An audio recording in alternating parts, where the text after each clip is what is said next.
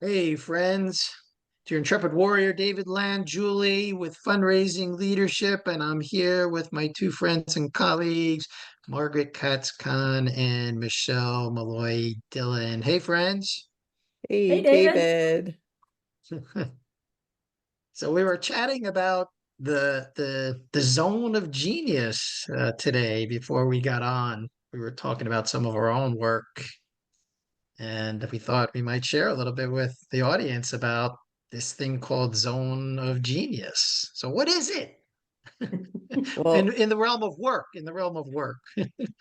yeah, should we start at zone of genius or at the other end of the steps?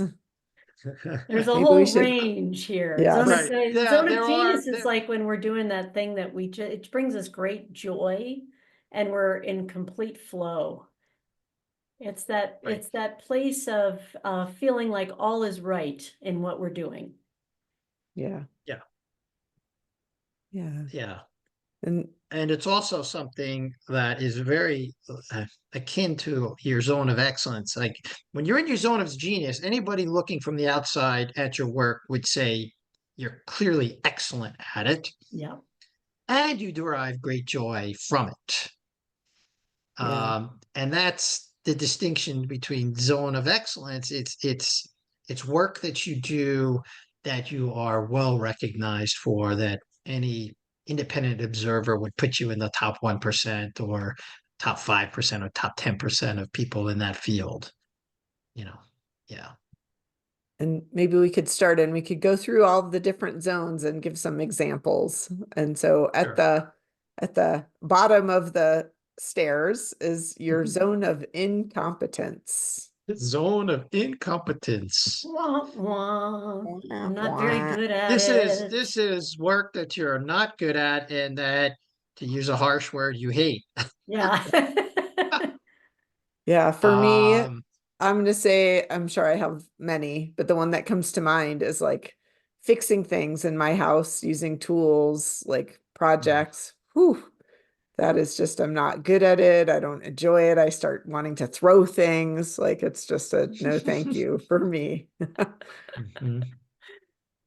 Yeah, for sure. Actually, I relate to that a lot too, Margaret. My husband and I have decided we hire out for any home fix-it projects at this point in time. It's never gonna go well if we try to fix something ourselves. That's what they invented handy people for. Exactly. And we appreciate them greatly. Yes. Yeah. How Yeah. about you, David? What would you name in your zone of Well, competence? incompetence. I used to be pretty competent with numbers. And after I had my stroke, and I had a little brain damage, that's an area that really struggle with these days. So I was actually serving as a treasurer of a nonprofit, and like I had to step down from that role because like the numbers were all just swirling around and I couldn't keep track of them. So I would say that kind of intense number crunching is something now in my zone of incompetent. I'm competent enough to sit with my bookkeeper and accountant every month for him to go through the numbers with me, and I Mhm. can recognize, what needs to be recognized there. Yeah. Well, in the Yeah. zone of incompetence is we're gonna stop doing it eventually. Like we've all Exactly. I shared. It's had to like, stop. Right. yeah. And Mhm. this is So the what place where if your work is in your zone of incompetence, it's time to very seriously consider a giant change. Like this is Yeah. not a either place that's that, healthy to spend a ton of time. either that or you're going to get fired. Right. Mhm. That's, Right. Yeah. Right. Right. Yeah. It's like you hate it and you're not good at it. So you either quit or you get fired Yeah. or yeah. stop doing it, like step down from the role. Yeah. And Yeah. then there's the next step up the staircase for your metaphor, Margaret, which I love, is that's the zone of competence. And the Mhm. zone of competence is, well, I can do it. Mhm. It's not a whole lot of joy that's happening, but I have the capability to get this done. Yeah. Mhm. Yeah. Do you have an example for yourself, Michelle? Um, well, it's funny. What comes to me right now is email. Okay. I can get it done. I can sift through it. It's not been giving me much joy lately, but it's Yeah. necessary and I do it. Right. Yeah. yeah, another thing about the zone of competence is like you don't really bring anything that anyone else couldn't do. Like if you Mhm, could probably delegate that to an admin, you would. mhm. Right. And Yeah. that's the thing about zone of competence. It's like, yeah, you can do it, but if you're a leader out there, it's probably better, you're not adding any value. Like setting appointments. Like when I was leading a team at Princeton, I just delegated that. Like I'm very competent at my schedule, right?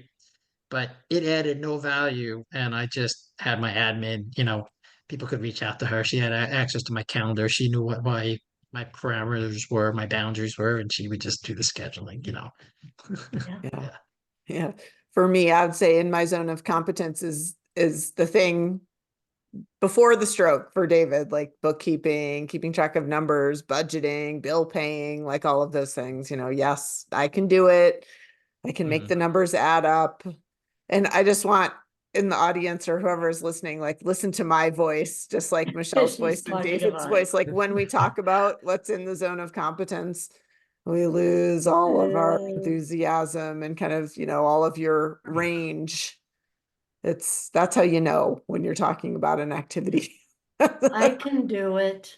Right. That's the The tone of voice that fire we tend is, to have. yeah, yes, your spark has left the building. Right. Yeah. And then, Again, certainly something in the realm of management and leadership. If you can delegate these tasks, delegate them. It's just you're not adding any value by doing it. Like, yes, now I do my own appointments because I don't have an admin. So, and I'm competent at it. So I do it, yeah, But would I rather not? Yes, I would rather not. So let's take the next step up the stairway to joy, and that would be our zone of excellence. This is the tricky one. This is the tricky one. So this is work and tasks that you do, um, like you're in the 1 to 10%. Like when I was a professional fundraiser, I was excellent.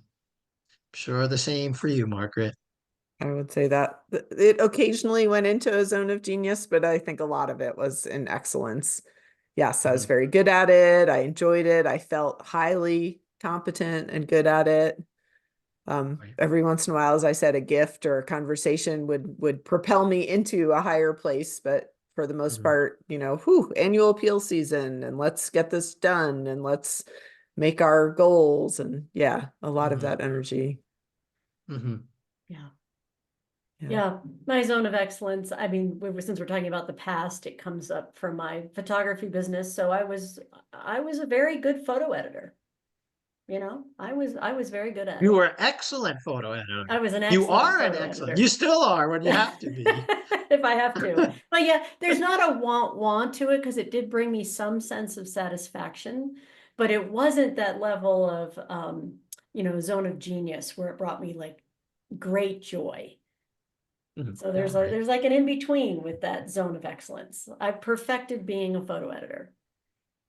Yeah. Yeah, this is where it gets these zones are can overlap. And also Um, be really slippery. Mm-hmm. Slippery is correct. Yes. So the slipperiest one I think is zone of excellence because if you've achieved anything in your life and had a had some success, then you're develop some excellence in various areas. If you've and you almost always get rewarded well financially for working in your zone of excellence. And so it's hard to let go of. And this is where a lot of people can burn out, actually. This is where burnout hides in this zone, actually. It can be a That's where it trap. hides. Mm-hmm. Yeah, the hyperachiever lives in the zone of excellence. Yeah, Yeah. Yeah. Like I'm from really good at our it. How can I not do it? Like what else would I do? Yeah. right, right, Mm-hmm. right. Right. Yeah. But what's insightful about the model that we're talking about is the thing that propels you from the zone of excellence into your zone of genius is that it gives you great joy. Yes. Yeah, right. And that's the key, right? To being extraordinary at something, to feeling incredibly lucky to get to do something, to not getting burned out. It's just, you're really good Right. at it. And, oh, this is amazing. Right. I want to do And you more of can, that. Yeah. right. You can spend long periods of time, and time seems to warp. It evaporates. You lose all track of time in it, typically. This is the Yeah. flow state, has And been and described other elsewhere. people are observing it too. Like in the zone of genius, other people can see that you are in the flow state. They can see that Right. joy. Yeah, Yeah. it's observable. Yeah. Yeah. And So it can David, be your zone of things. So, genius is David, your zone of genius is teaching, like, teaching people about new concepts, new ideas. Yeah. I've never thought of that, but yes, I think when we're together, when you and I co-lead things, I can get a little teachy. I've been criticized for that, by the way, Oh, by my leadership tribe, that I can be a little teachy. Yeah. oh, Yeah. I see it as a zone of Anyway, genius. well, thank you. I appreciate that. Yeah. Yeah. And for you, Michelle, yeah, you have a different energy when you're co-leading. You're more um I think you're just more coach-like when you're in front of the room, um, in your, um, which is in your, being one-on-one coach is definitely your zone of genius. And like what I've observed with Margaret, this is me like observing each of you in your zone of genius is Margaret can read space and sense what's going on energetically in a space like nobody's business, Mhm. you Yeah. know. Yeah. Yeah. So we each have we each bring something a little bit different when we are co-leading some of our training programs, but all three of us would say maybe uh that training piece is in our zone of genius, but in different ways. Yeah. Yeah. Yeah. And I think all of us would say that coaching is in a zone of genius. I know for Yes. me, for sure, when I finish coaching, I feel lit up. I feel like impact. I've had Right. impact. I feel lucky. Oh, I can't believe I get to do this. And it maybe has been intense. It maybe has been fun and sometimes not fun, but it doesn't matter. Like the realness of it just lights me up. And I think that's true for Mhm. both of you as Yeah. well. Yeah. Absolutely. It's Yeah. And then, incredibly satisfying. Incredibly satisfying. Mhm. yeah. And then there are places where we get to be in our zone of genius that aren't for work, right? Because not everybody at this moment has a job that feels like it's in their zone of genius. But I know there are people out there who find that in gardening or Mhm. cooking, or for me, writing. I Mhm. love my writing. That's a great place for me. And Yeah. So um, we want to Yeah. encourage you all to begin to notice, like, what are these areas of your life or your work where you are really living in your zone of genius? And what are these other areas? How do you want to point more toward your zone of genius, those things that bring you joy, and perhaps delegate those areas of competence or incompetence that you're not that great at, but you're Or figuring it even out. excellence, like Yeah. even like minimizing what Mm-hmm. you may be excellent at, but doesn't bring you great joy. Yeah. And here's another spoiler alert. Something that's in your zone of excellence can become a zone. You can develop great joy and satisfaction in it.